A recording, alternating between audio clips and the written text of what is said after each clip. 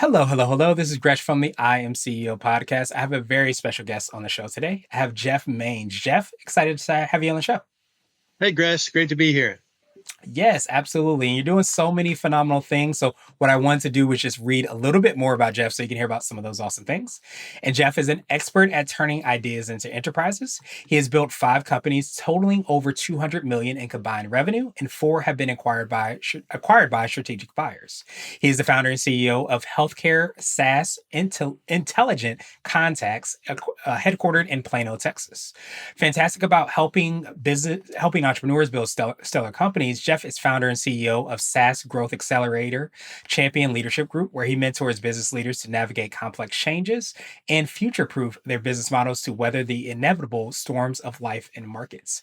He is an author of the book Small Fish, Big Pond: Building a World-Class Business That Swims circles around competitors. And as I was talking about with Jeff earlier, it's always awesome to have other podcasters on the show. He also hosts the SaaS Fuel podcast. And also, as an English major, I always love analogies. And it's awesome how you're able to incorporate fish into his book. And maybe if we're lucky today, he'll tell us why we shouldn't put cucumbers in our pico de gallo. So, Jeff, excited to have you on the show. Are you ready to speak to the IMCO community? Yes, I am. Thank you. Awesome. Well, let's get it started then. So I know I want to dive into the Pico de Gallo, but to kind of kick everything off, tell me more about your story. We'll let you get started with all the awesome work you're doing. Sure. Well, been an entrepreneur for a long time. And like you said, you've built multiple companies and had really good success. At the same time, I've probably failed more than I've succeeded. Not probably, I have, and still do on a regular basis. But entrepreneurship is about failing forward and getting up and continuing to move on, continuing to push forward. And currently run fintech company Intelligent Contacts, run the business side of healthcare, help hospitals, health systems fix the billing process, which is, I think, one of the biggest challenges in healthcare. And then run a Champion Leadership Group, which is the growth accelerator, like you said, and help other entrepreneurs, specifically B2B SaaS founders, scale and grow and not make all the dumb mistakes that I've made. And that's a pretty long list over the years. Yeah, absolutely. That's why I love, being able to kind of give back and being able to kind of help so many other people. And when you were saying that, I remember, I don't know if I'm a big sports fan, so Michael Jordan had his like commercial, and I was a big, huge Michael Jordan basketball fan, and he always talked about like how many shots that he made, but what you saw behind the scenes was how many shots he missed so that he made the shots, Yes. and that was the reason. So it kind of sounds like you're speaking a lot to that. Oh, absolutely. And that's part of it is really, working with people who have been there and been on the journey before, and they can really help you, coach you, and make sure that you don't make a lot of obvious mistakes. But every time I fail, it's not because I did something that just made absolutely no sense at all. It seemed like a really good idea at the time, and so you're trying to do things right, but sometimes those don't always work out. And some of those could have been prevented, with the right counsel. Others, you have market conditions that haven't been seen before, or something that's unique, and it's a lesson that you learn. But I think it's really important to have people around you that can help you, process that and get through and move forward, so that you really do fail forward, not get stuck there or think, well, that doesn't work. I need to go try something else. Yeah, that makes so much sense. And I appreciate you talking about that because I think sometimes when you're like in the stands, I guess you could say, or you're looking after the fact, you could say, why did you make that decision? But I think, like you said so well, when leaders especially are trying to decide, should you go left, should you go right, should you go up or down, or whatever that decision is, a lot of times you're trying to make the best decision that they make. And sometimes it just doesn't go that well. Sometimes it's because of what they decided. Sometimes it's outside forces that happen. Sure. But I think that we could forget and lose sight of that. Right. Right.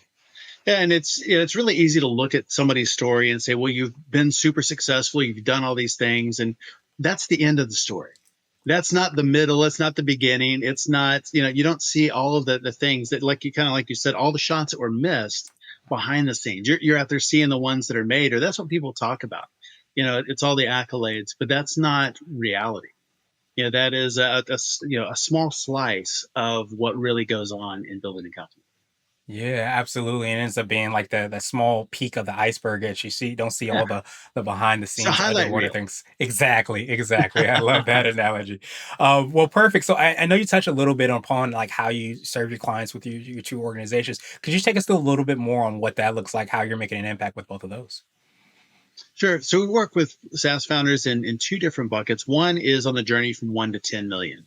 A lot of companies can make it to one, and one in 40,000 companies makes it to 10, which is some pretty significant odds in doing that. And part of the reason for that is there are three strategic shifts that happen in order to do that, and it's at three different points. So kind of there's one from 1 to 3. There's another one somewhere between 5 and 7, and then again from 7 to get to 10. And so it's really making sure that you're making those pivots and doing it right, because the things that you're doing to get from 0 to 1 will not get you from 1 to 3. The things that you do from 1 to 3 will not get you from 3 to 5 or 7. And so it's making some fundamental shifts along the way. So that's one of the reasons that we've really focused there. And then we have a mastermind that is for those that are 10 million and beyond, so kind of 10 to 50 million plus. And again, you're dealing with some very different things. The challenges you have at 5 million are far different than what you have at 10 or 15 or 20. And just thinking about that and thinking about it in different ways and being able to process that. If you're running a $20 million company, you probably have a board. There's certainly things that you don't want to talk about with your board. You want to have some external advice. You want to have some people around that you can kind of bounce some ideas off of. Say, hey, I'm thinking about this. Am I thinking right? What am I missing? So that you can go back and have more intelligent conversations with your board. So I think that's really, really helpful for a lot of our leaders in those ranges. Yeah, and I can imagine, to me, all aspects of entrepreneurship, but I can imagine like you start to use that number only 40,000 make it to 10 million. I imagine that you start to probably feel and the only word that's kind of coming up to me is like isolated. You feel like you're the only one along that journey. So that's why I feel like I love everything that you're doing because I feel like that you're probably having those same conversations. You're probably masterminding on some of the same problems and you're realizing there is light at the end of the tunnel and frankly Yes. you're not the only one going through whatever it is as well, which I think is extremely powerful. Right, right. And I think that's really true. I mean, we're in the most connected society maybe ever in history, but yet we're the most isolated. And I think you take entrepreneurs or CEOs and you put them into a separate category as well of extreme isolation. Because other people don't understand what it is they do. They don't understand. And I hear this all the time. I talk to my friends and they just don't get it. Or I talk to my family and they try and be supportive, but they don't get it because they aren't there. They haven't done it. But when you can get around other people that are in that same boat and that do get it, magic happens. And you find out that the problems you're experiencing, they're not unique. They're not just you. There are other people that are experiencing the same things, and we can overcome those together and move forward and make progress and solve them. And not every solution works. And so it's when you run up against those and you have a solution, you go try it and it doesn't work. Well, then you can go back and we can try something else. We can iterate, we can work together, and we can see, because the market changes really fast as well. So the strategies that worked 10 years ago, 5 years ago, 2 years ago, pre-pandemic, don't necessarily work the same today. And so I think mastery is not just knowing how to do something or having done it once, but having done it multiple times in multiple scenarios, in multiple different economic environments, in multiple industries. And so whether that's one person or the real power is that group and having other people that have those experiences and see things different. Because I may see a problem from here, but somebody else can take that and then turn it around and they'll see it this way. And their perspective will have so much more value, because now instead of having one way to do something, now we have 10 different options. And I think mastery is knowing which one or two or three of those is most likely to work right now in this situation. Yeah, absolutely. And I think so many times the Albert Einstein quote kind of came up for me when you were mentioning that is that you can see so much further by standing on the shoulders of giants. And I think by Yes. recognizing that you don't know all the things and you shouldn't do all the things, that's when you start to really stay in your lane, know your power, but at the same time recognize the power of everybody else and see how to kind of collaborate from there. Yes. Yes. Absolutely. And so you kind of work with these founders and people that are continuing to grow. Is that largely because of your background, because of the expertise and experience that you have in the company that you have now, but also what you've been able to accomplish? It is. So two of them have been SaaS companies. They've Okay. all been in different industries and Okay. in really different types of companies as well. And so I think that's really unique. That the one thing that ties them all together is there has been a technology component to all of them. So it's been, consistently using technology to grow business, and but they're not necessarily all tech companies. But Okay. technology is certainly something that I really enjoy, which is, maybe a little bit strange because my background is not technical. I'm not a developer. I'm not a technical person. I'm a marketing and sales guy, but I can take that and I can see how you use technology to provide those solutions, and then how we take that and articulate it to the world, where the message really resonates with the target audience, and they go, oh yeah, I want that. That's me. You're talking to me. I want that. Yeah, absolutely. And I feel like any great, marketing, any great brand, is really, kind of a living embodiment of what the organization stands for. And it speaks directly to the clients, their problems, the things that keep them up on light. And you being able to kind of do that and master that over different industries is extremely, phenomenal. And, it's funny enough, like, I don't know if this is part of what I like to call your secret sauce. It could be for yourself, the organization, or a combination of both. But the ability to kind of maybe recognize that I usually say, like, we're a technology company that does dot dot dot. Technology is everywhere in every single industry. Do you Right. think your ability to recognize that is part of like your secret sauce for yourself and your companies as a whole? Oh, without a doubt. And I think that's continuing. Technology and business are merging, so much more closely together.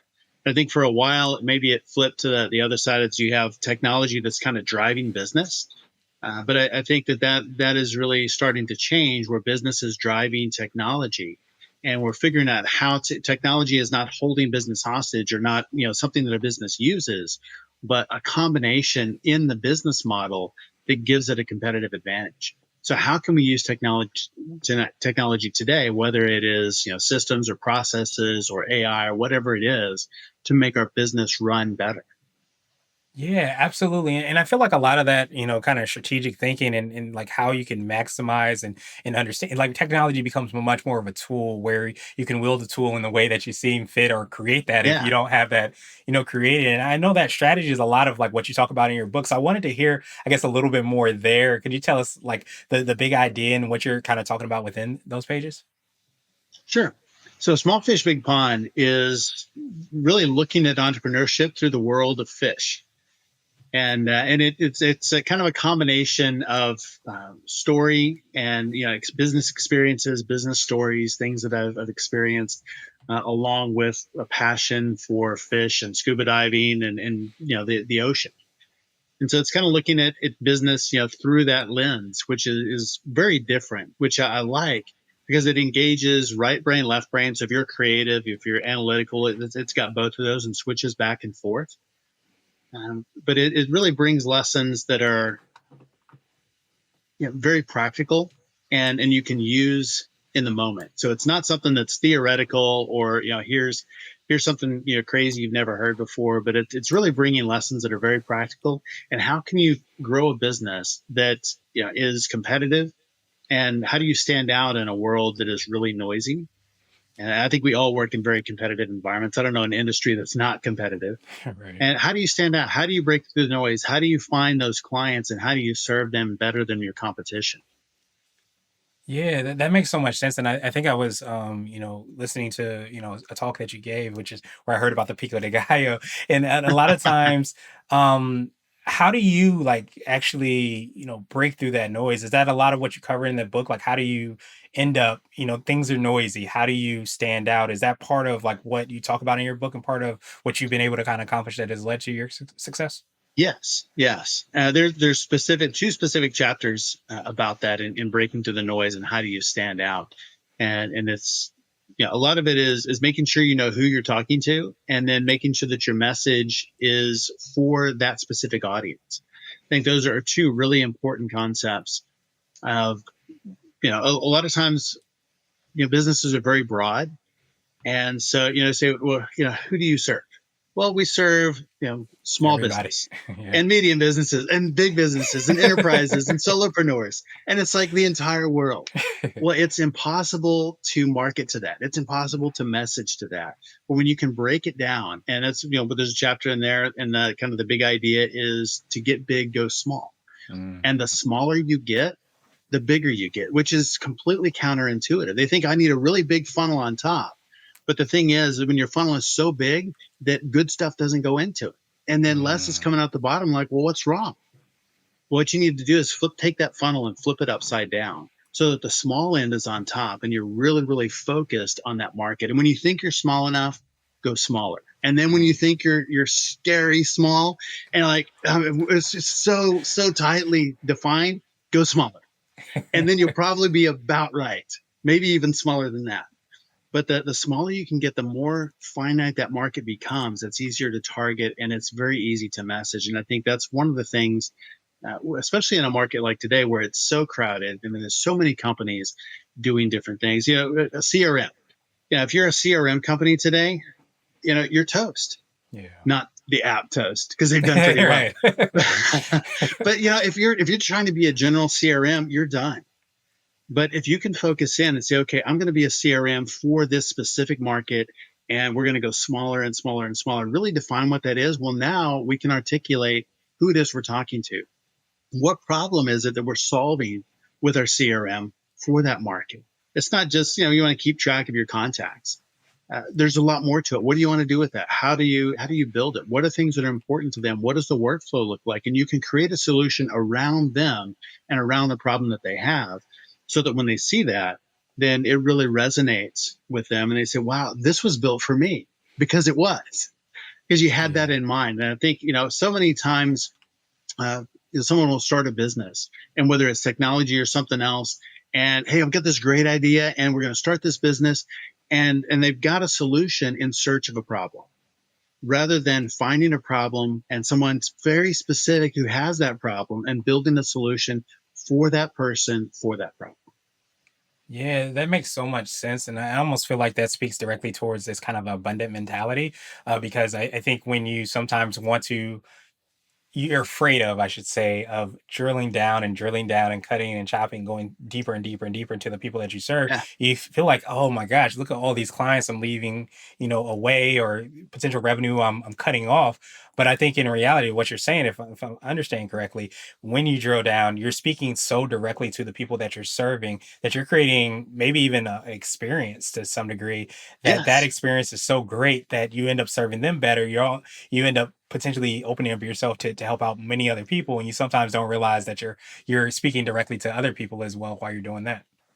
Right, right. And you can always expand. I think that's part of it is you start small and you Ah, expand out like concentric circles around that. But when you try and start giant to the market to everybody, then you're really for nobody. that's extremely powerful. So absolutely love that. And so wanted to switch gears a little bit, and I wanted to ask you for what I call a CEO hack. And this could be like an app, a book, or a habit that you have, but what's something that you feel like makes you more effective and efficient? Well, something that's been super helpful for me, I'll give you two of them. Okay. One is I work in sprints. And so what I do is actually divide my time. I theme my days. And so I do specific things on specific days. And then I work in sprints. And the way that I do it is it's a 50-minute sprint, and I am completely focused on one thing for 50 minutes. And then 10 minutes is, get up, completely change my state, do something physical, do something different, um, just completely unrelated. And instead of just trying to grind and work, work, work. And what I found is that when I do that, I can get, two or three of those a day. I can get more done in those 2 or 3 sprints than I used to be able to do in a 10 or 14-hour day of switching things and just, firefighting. And so I think that's a really, really important one is making sure that you're really focused and getting things done that are important. The second one dovetails onto that, and that is make sure that you're working on things that are strategic for the business. It is so easy to get stuck firefighting or doing things that are not strategic to the business because it needs to be done, or there's nobody to do it, or if I don't do it, it's not going to be done, or it's not going to be done right. Uh, Letting that go is really, really important, and it's a difficult thing to do. But take those things that are not strategic that somebody else can do, and get to the point where you're doing things that only you can do. And that's it's a hard place to be. And I'm pretty much there in both organizations of but every time I go back and I kind of do that audit, and I do it at least once a quarter, I find things that either I haven't let go, or that I let go and somehow I've taken them back. And I don't think I've ever let anything go without leaving claw marks all over it. But it's constantly doing that, letting it go, and if it doesn't get done perfectly, like the right way, like my way, that's not always a bad thing. Just because it's not the way I think it ought to be doesn't mean that it's not better. Doesn't mean that it's not being done well, or done right. It just means that it's different. And so some of it is just getting comfortable with somebody else doing it, or doing it differently. Or a lot of times it's once I let it go and really let it go, things are running much more smoothly. And because I'm out of the way, I'm not interfering in that. And so I think if there's two CEO hacks, those would be it. Is really focus your time and take those focus times and work on things that only you can do. Yeah, I absolutely love that. And so many times you put the people in place and you find the right people, but you don't kind of get out of the way, get out of their own way, so that they can Yeah, succeed. And we end up being more the bottleneck because we do have those claw marks, that we're trying to say this needs to be done this way. But a lot of times we've done the, I guess, due diligence, the work, the training, all those things to get the person in place. And we have to do the last thing, which is just say, okay, you can do the same kind of great things, and sometimes even when things don't go so great, but you have to be able to kind of manage without controlling, which I think is one of the right, more challenging things to do. right. And Yes. early on, maybe it's only 80% as good as I would do it. It's probably really better, but in my mind, it's only 80%. Right, But it's right. still 80% that I didn't have to do. And that is super, super valuable. And over time, maybe it gets to 100%, maybe it gets to 120%, maybe it's there right now, and my perception needs to catch up. But Yeah. it's even if it's only 80%, it's still 80% that I didn't have to do. Yeah, that makes so much sense, and it's funny. I love that the first hack as well too. And I'm blanking on the what it kind of reminds me of. I know it's not the Pareto principle, but that's what's coming to my head. But it's the idea that work expands to the time that you have allotted to it. And if you It spend does. all day. If you say, I'm going to work on this all day, then you will work on it all day and probably a little bit more. But if you have those 50-minute blocks that you said, those sprints, that's so powerful because you start to become more effective and efficient. I think that dovetails, like you said, and supports exactly what you mean. If you're working on the most essential things and you only have that 50 minutes to work on that one essential thing, then you're going to find out what that is. Helps you prioritize. Like, I can't work on 70 things now. I have to work on the one thing that's Right. going to help move things forward. Yeah, super helpful. It is really focusing in and getting one thing done instead of 25 things half done, or a quarter of Right. the way done. And that's, just different personalities. You have a lot of entrepreneurs are more creative. They are the idea people. Mhm. And in any given day, I can probably have 100 ideas, and I could drive my team crazy with 100 ideas. But you need that execution, and you need somebody, and whether that's you or somebody else, to have the discipline to say, here's the thing that is the most important right now, and I'm going to focus on this and nothing else, and get that one thing done instead of 20 things started. Yeah, absolutely. One of my favorite books, The One Thing, says, "What's the one thing that by doing it, everything else is easier and necessary?" Yes. And you might drive your team crazy. I definitely drive my team crazy. So I am that ideas person. So Oh, I do. I know exactly Yes. what you mean. So, what would you consider to be what I call more of a CEO nugget? And you might have already touched on this. Could be something from your book, but it could be a word of advice, a piece of wisdom that you would give to your younger business self if you were to hop into a time machine. And one of the greatest pieces of advice that I ever got was from an executive been doing this for many, many years. And he just said, wherever you are, be there. And whether you're at work, be there. Be 100% completely focused on that. When you're at home, be there. Be 100% focused on that. Don't let those two worlds cross, where you're bringing a bunch of work home and doing that and taking your family time. And then don't bring the family problems and things like that to work, but really be focused, be present where you are. and you'll be much happier. Relationships will be significantly better. But wherever you are, be there. Yeah, that's so powerful. I think they call what they say, they call the present for a reason because it's a gift. Yeah. If you are there to open it and there to take it in and all of those things. But I think so often, especially as you talked about, leaders and people that are entrepreneurial, sometimes we always get caught in thinking of the next thing and the thing after that and the thing after that, that we lose sight of like where we are, and how important that is not only to the organizations, but to the people on our teams, our families, just so many different aspects that kind of need us and are craving for us to be present. Yes. Yes. Yeah, we really need that. Absolutely. So now I want to ask you my absolute favorite question, which is the definition of what it means to be a CEO. And we're hoping to have different quote unquote CEOs on this show. So, Jeff, what does being a CEO mean to you? I think it is removing obstacles. And so really, yeah, having a view where you're actually seeing what's going on the playing field, and working with your players, your team, and understanding with the challenges they're facing and removing obstacles from their way. And so you're seeing what those are. You're having those conversations, and I think that's a big part of it, is really leading by example and removing obstacles. So I think that's what a CEO is. Nice. I absolutely love that, and leading by example, of course, because I think in leadership, especially, is kind of like a scent for better or worse. It could be really good and really, really not so good. And if you are leading by example, then that scent is really good and it helps to kind of create that culture. And I love that removing obstacles part. And I think we even talked about before, like sometimes the obstacle is yourself and ourselves as Yes, it leaders.